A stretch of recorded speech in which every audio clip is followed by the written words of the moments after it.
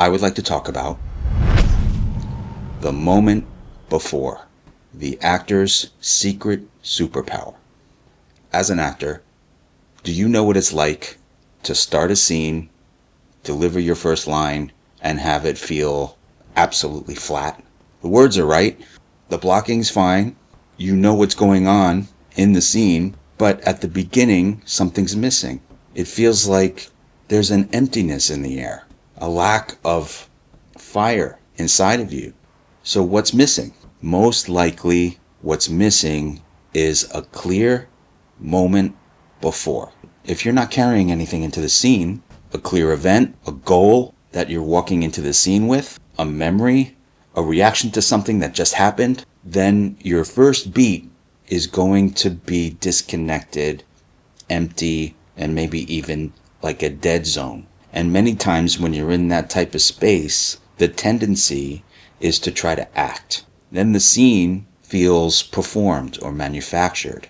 And you, as the actor, are going to feel disconnected from the truth of the moment and most likely unbelievably frustrated. In this video, I will help you fix that by helping you understand more deeply how to incorporate the moment before. So let's start with this. What is the moment before?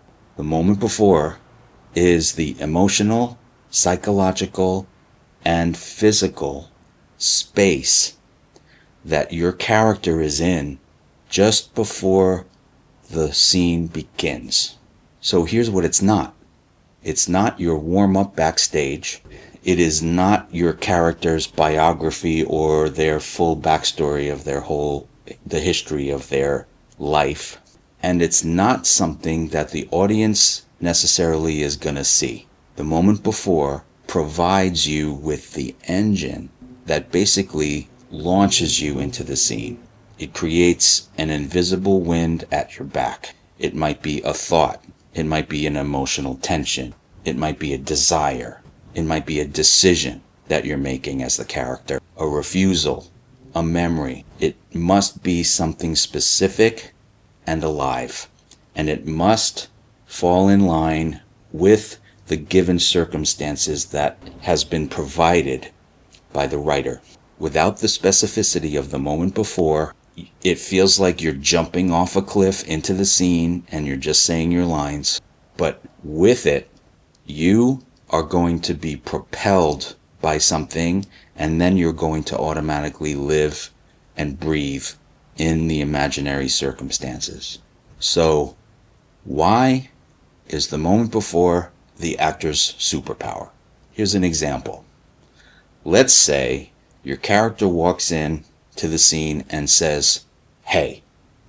That's the line. Hey. Here's the great thing about the craft.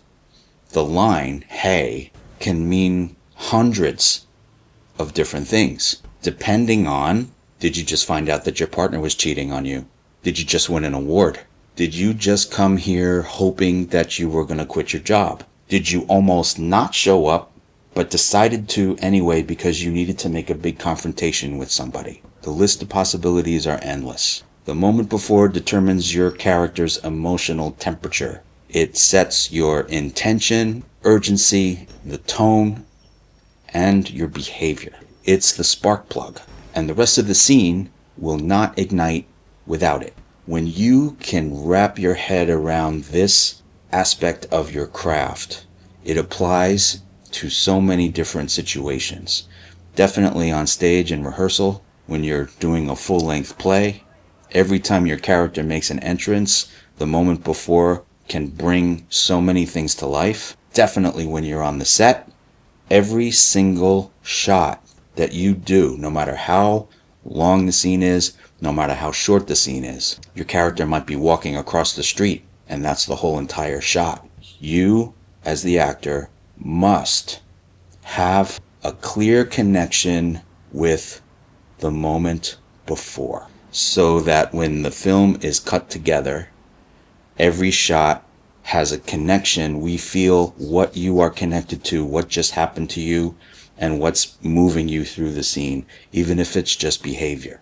It definitely helps with auditions. when you get an audition scene and you have to do two different scenes from different parts of the storyline, you may or may not get the entire script to fill in those gaps of what happened between the two scenes, but there'll be some kind of clue in the material that will help you make a decision. The same can be said for doing monologues. And some of you may have struggled with this in the past as you worked on a monologue, for example, because with monologues especially, it's very important to imagine what just happened before the character is propelled to say all of these things that they're saying.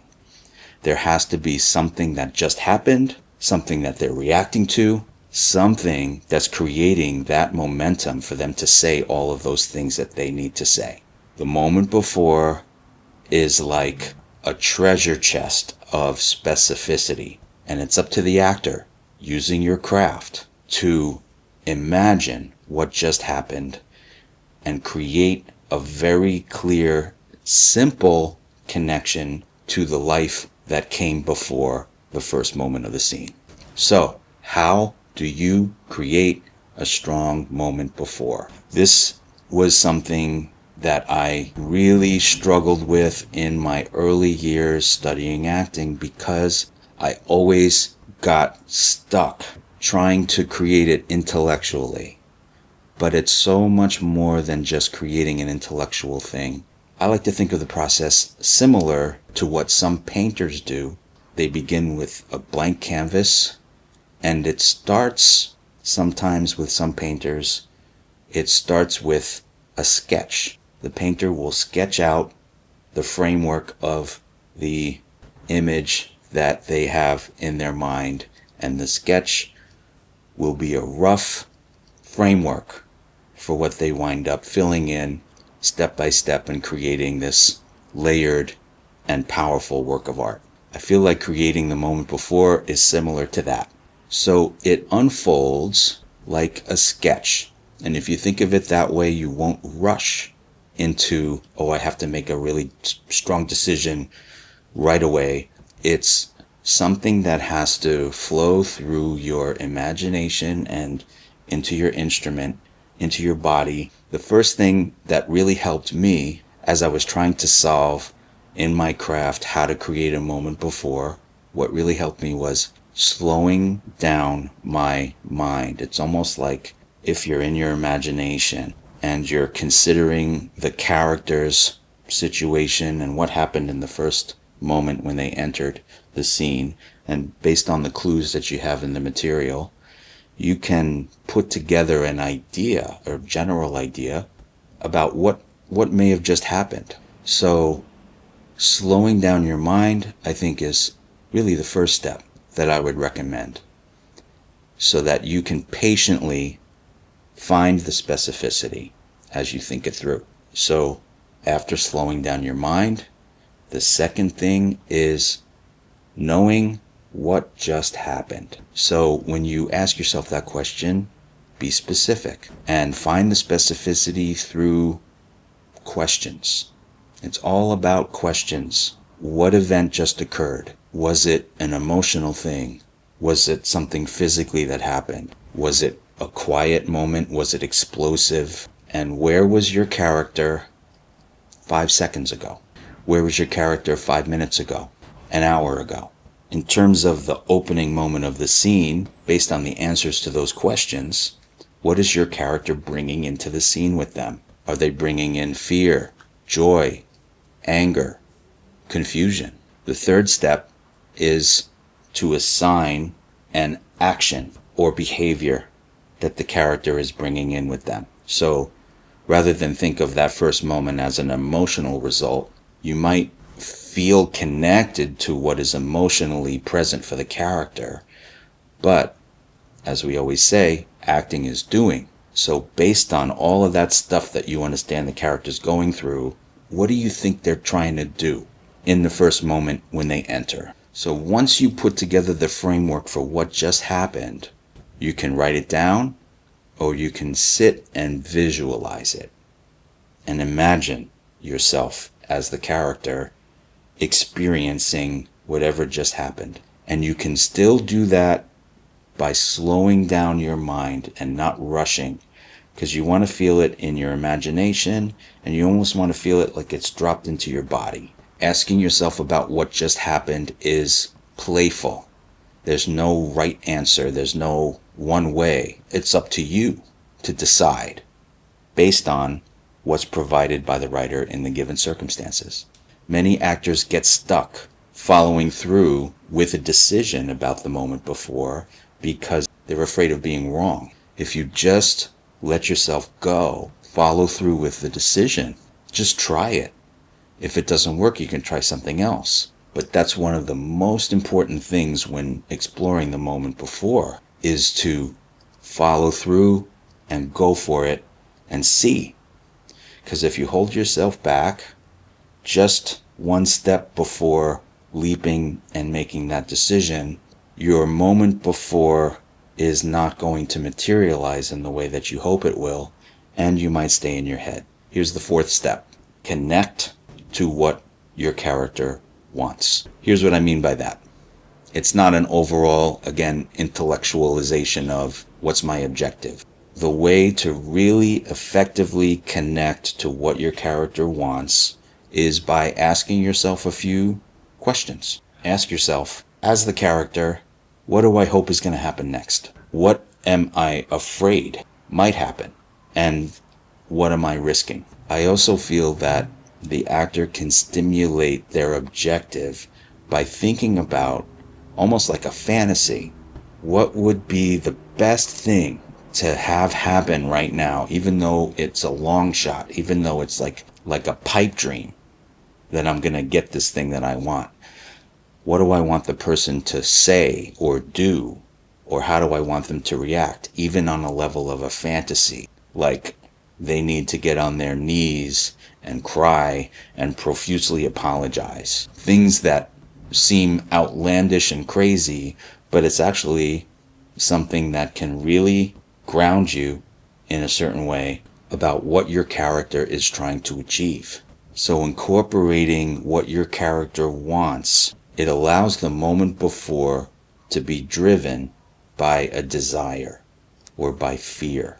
In other words, it helps bring urgency into the circumstances and into your first beat. Step number 5, rehearse the entrance, not just the scene. And this is where many actors miss the opportunity to really find specificity and follow through with the sketch that they've created in their mind. Many times, as actors, we rush into the first beat before we find that specificity. So, in your process, as you experiment with the moment before, rehearse what happens before that first moment. Rehearse your moment before.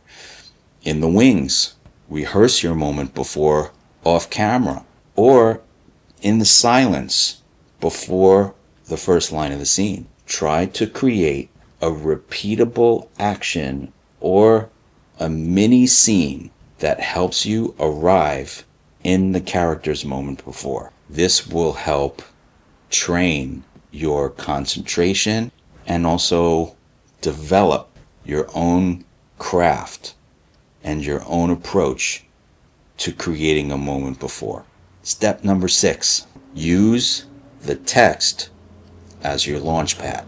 In other words, let the first line that your character says reveal the moment before in some way, shape, or form. Here's an example. Let's say your first line is, "Sorry, I'm late." What does that line imply in terms of the moment before? Maybe it implies that you're rushing. Maybe it implies that something or someone delayed you.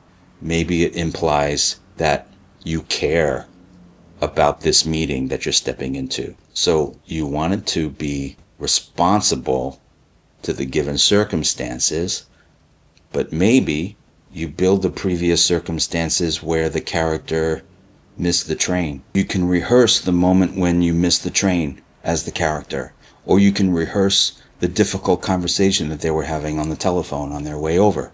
Your imagination and your body will carry that life into the scene. So you might be asking, how does the moment before tie into what we refer to as the previous circumstances? Think of it like this. The previous circumstances are the full history of your character's life leading up to this moment. The moment before is the final, most immediate beat of that history. You can think of it like you're zooming in on a map. The whole entire map from above is the previous circumstances. Zeroing in into the exact street corner is the moment before.